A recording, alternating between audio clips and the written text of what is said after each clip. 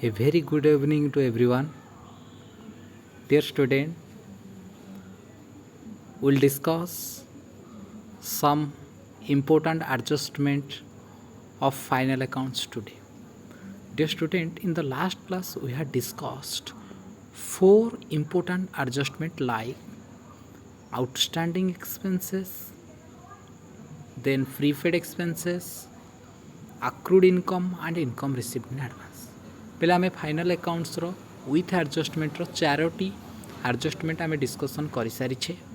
जो थे आमर कौन थी पे outstanding expenses, prepaid expenses, accrued income and income received in advance. तो आज क्लास पे आम डिस्कसन करने को जाऊे जे क्लोजिंग स्टॉक आउ डेप्रिसिएशन ता माने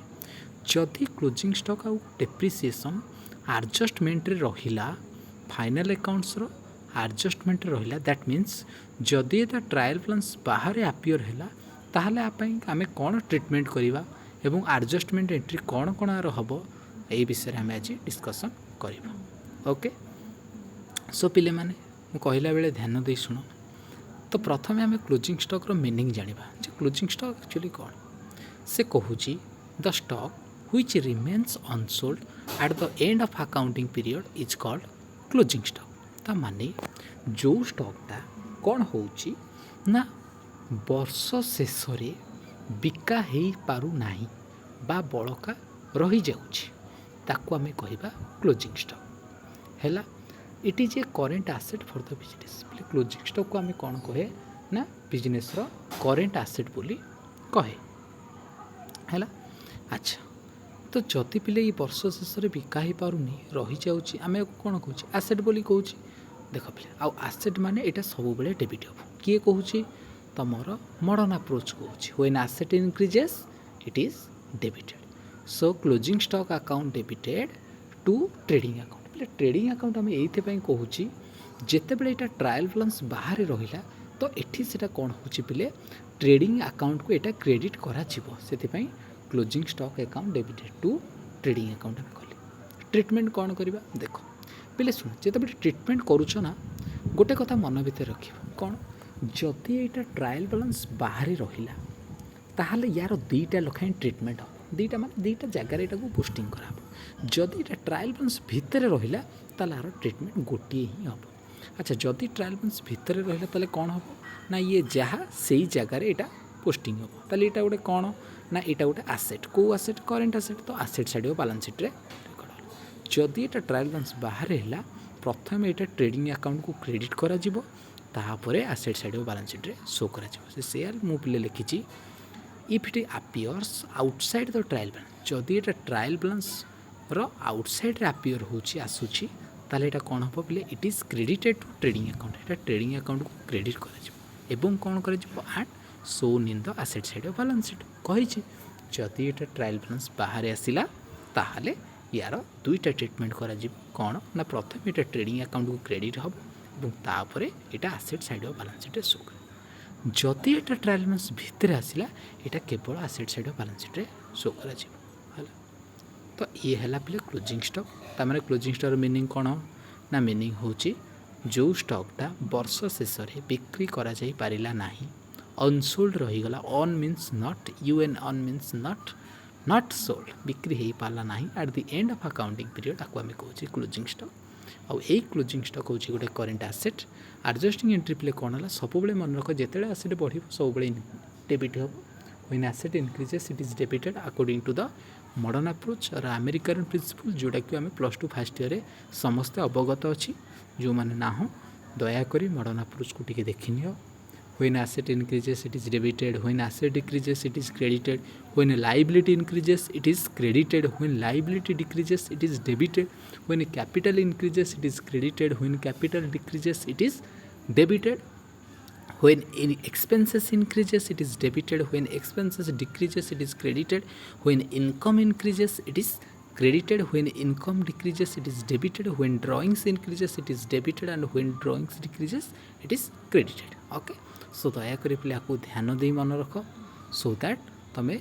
आडजस्टिंग एंट्री बा जेकोसी जर्नल एंट्री कला बेले तुम परफेक्ट रहिबो भूल हबार चांस रहिबो नाही। ओके,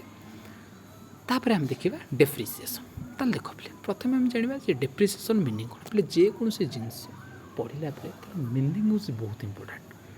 देख से कौन कौन the reduction in the book value of fixed asset पे फिक्स्ड एसेट्र बुक भैल्यू जो रिडक्शन हो जाए डिक्रीज हो जाए कमी जाए कौन पाई ना due to its continuous use आम जेकोसी फिक्स्ड एसेट को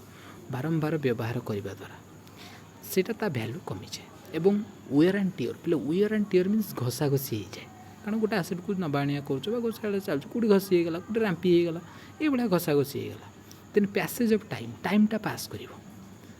तार मध्य भैल्यू कमी कमी जाए तो से जो भैल्यू कमी प्रोसेस को आम कौन कौन depreciation it's a non cash expenses पे ये डेप्रिसिएसन हूँ गोटे non cash expenses non cash means not cash आम ये डेप्रिसिएसन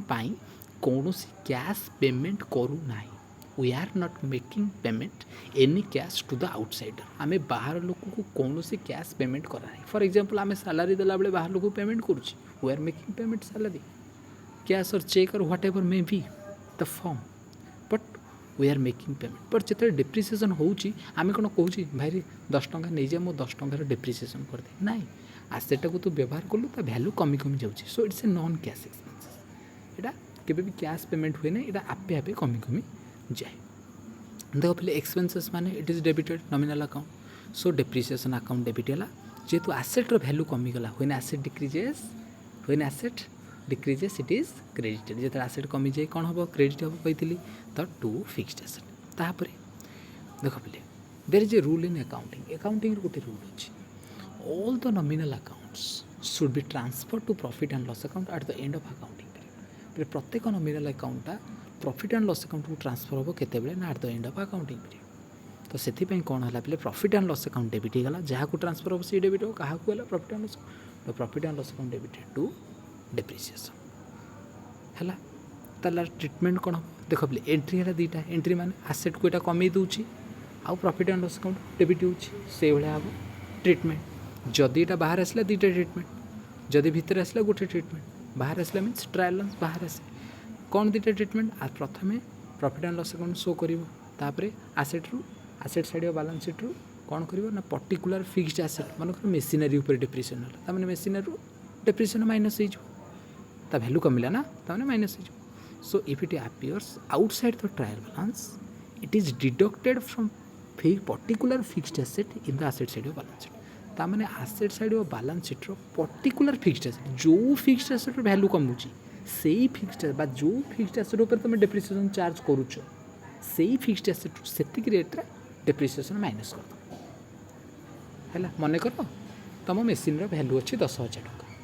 मनकर डेप्रिसिएशन चार्ज है 10% ताने 10,000 10% के 1,000 टका ताने asset side balance sheet machinery minus depreciation 10,000 depreciation 1,000 9,000 amount कलम पड़ो बुझीगला एवं से ही 1,000 टंकाटा डेबिट हम कौटी प्रॉफिट एंड लॉस अकाउंट आज ए इनडायरेक्ट नेचर ऑफ एक्सपेंसेस आ जदि ये ट्रायल बैलेंस भितर आसला it is only shown in the profit and loss account कहीं ना यहाँ हूँ केवल पूरा expenses indirect nature of expenses बा नॉन कैश एक्सपेंसेस आ भितर अच्छे मैंने जहाँ से जाक पड़े गोटे कौन इनडायरेक्ट एक्सपेंसेस से आम या डेबिट करदे कौटी प्रॉफिट एंड लॉस अकाउंट बुझीगला तो मुझे भावुँ कि आज जो क्लास निगला से क्लास रे क्लोजिंग स्टॉक आउ डेप्रिसिएशन एडजस्टमेंट जहाँ जहाँ रहा क्लीयर होगा ताले आम कौन कौन सारे पे आम देख प्रथम सारे आउटस्टैंडिंग एक्सपेंसेस प्रीपेड एक्सपेंसेस तापर सारे accrued income outstanding income received in advance आज कौन सारे क्लोजिंग स्टॉक आउ डेप्रिसिएशन है तो 6टा एडजस्टमेंट आम सारीदे तापर पढ़िया पे bad dept provision for doubtful dept okay then provision discount on debtors, provision discount on creditors, then interest on capital, interest on drawings, goods distributed as free samples, managers commission एतिक आउ पढ़ले तुम final account with adjustment गोटी गोटी की clear हो okay so in the next class will see again two adjustment like interest on capital, interest on drawings or bad debt provision for doubt whatever may be okay we'll see in the next 2 or 3 class it will be covered. So I assured you are all going through this video and see it carefully properly so that you will be able to understand. Thank you. Okay. Good night.